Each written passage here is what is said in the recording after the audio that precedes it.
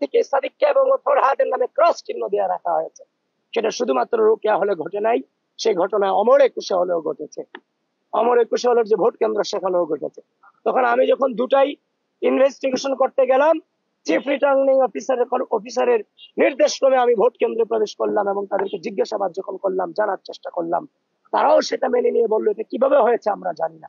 সুতরাং স্পষ্ট ভাবে জানিয়ে দিতে চাই, যেহেতু ঘটনা দুই জায়গায় ঘটনা ঘটেছে, প্রমাণিত হয়েছে, তার মানে এর আগেও অনেক ব্যালটে সম্ভবত, আমরা যতটা নিশ্চিত হচ্ছি, আমরা জানি না কত ব্যালটে আগে থেকে চিহ্ন ভরে ব্যালট বক্স ভরে দিয়ে রাখা হয়েছে, সেটা আমাদের এখনো পর্যন্ত আমাদের জানা নাই। যেহেতু ঘটনা দুইটা প্রমাণ পেয়েছি, তার মানে এরকম ঘটনা আরো ঘটেছে, এটা নিঃসন্দেহে এটা আমরা অনুমান করতে পারছি। তো এখন কথা হচ্ছে, একদিকে এটা করে বেড়ালেন, নির্বাচনী কারচুপি করলেন, এখন নির্বাচনী কারচুপি করার পরে উল্টো দায় দেওয়ার চেষ্টা করলেন। তারপর হচ্ছে যে আমাদের যে সকাল থেকে পুলিশ এজেন্ট থেকে শুরু করে আমাদের প্রার্থীদেরকে তো জ্বালানো হয়েছে। তারপর হচ্ছে যে আমাদের যে সামনে যে আচ্ছা যে 41 জন ব্যক্তির নাম তো মনে রাখা পসিবল না, কারণ 41টা ব্যালট নাম্বার কি মনে রাখা সম্ভব? তা আমরা যখন ভোট কেন্দ্রে 100 মিটার দূরত্ব থেকে যখন আমরা আমাদের যখন ব্যালট নম্বর গুলো দিচ্ছিলাম, এগুলো সকালে প্রত্যেকটা কেন্দ্রে কেন্দ্রে আমাদেরকে বাধা প্রদান করা হয়েছে, যেটা কোনোভাবেই মেনে নেওয়ার মতো নয়। তারপর হচ্ছে অমর একুশে হলের যে ঘটনায় আপনারা জানেন, একজন নির্বাচন কর্মকর্তাকে সেখানে বরখাস্ত পর্যন্ত করা হয়েছে। তারপর হচ্ছে যে আপনার বিশ্ববিদ্যালয়ে আমি যতক্ষণ পর্যন্ত ঘুরে দেখি বিভিন্ন ধরনের বহিরাগত ব্যক্তি আমি দেখা পেয়েছি। আমি আশ্চর্য হচ্ছি, কেউ বলছে কুড়িগ্রাম থেকে এসেছে, কেউ বলছে যে আমি এই এলাকার নেতা। আমি দেখেছি জামাতের অনেক নেতা পাশের নামে এই ঢাকা বিশ্ববিদ্যালয় আজকে সারাদিন ঘুরে বেরিয়েছে। তাহলে এই যে ঢাকা বিশ্ববিদ্যালয়ের ভিসি এবং প্রক্টর আমাদের পুলিং এজেন্ট দিতে গিয়ে আপনারা আমাদের সাথে নানান ধরনের প্রতারণা করেছেন, সেখানে নিরাপত্তা পাস নামে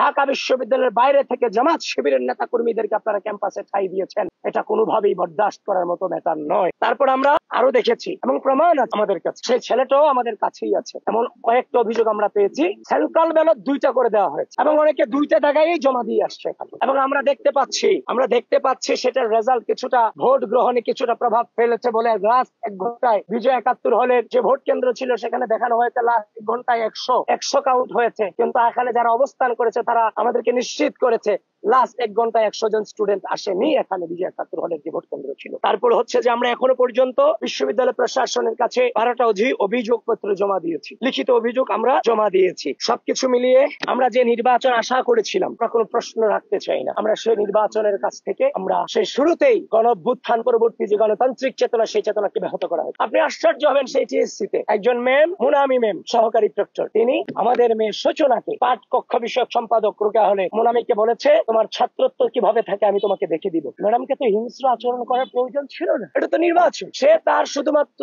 আপনার হচ্ছে যে আমাদের যে ব্যালট নম্বরগুলো বিতরণ করার কারণে তাকে ছাত্রত্ব নিয়ে নেওয়ার হুমকি তিনি দিয়েছেন এবং খুব বাজে বিহেভ আমাদের সাথে করেছেন। এবং তিনি রোকেয়া হলে যতবার আমি returning officer, chief returning officer থেকে শুরু করে প্রত্যেকের অনুমতি নিয়ে যতবার প্রবেশ করতে চেয়েছি, আমাকে বারবার তারা বাধাগ্রস্ত করেছেন। সবকিছু মিলিয়ে আমরা ধৈর্য ধারণ করেছি। আপনারা আমাদেরকে বারবার বলেছেন, আমি দুপুর পর্যন্ত বলেছি আমি কোনো অভিযোগ করতে চাইনি। আজকে আমরা এই গণতন্ত্রকে আমরা অনুভব করতে, আমরা এনজয় করতে চাই। দুপুর 1টা 12টার পর থেকে যখন এগুলো আসতে থাকে তখন তো আর মুখ বন্ধ করে থাকা যায় না। সুতরাং আমরা যখন দেখেছি ব্যালট 2 সেন্টারে ব্যালট নিয়ে কারচুপি হয়, তার মানে ধরে নিতে পারছি এমন কারচুপির ঘটনা অনেক ঘটেছে। এখনো পর্যন্ত ধৈর্য ধারণ করে আছি। আমরা সুস্থ, স্বাভাবিক, নিরাপদ ক্যাম্পাস বিনির্মাণে প্রত্যয়ী, কিন্তু স্পষ্ট ভাবে জানিয়ে দিতে চাই, যদি একইভাবে ভোট গণনাতে ম্যানিপুলেট করার বিন্দু পরিমাণ চেষ্টা করা হয় এবং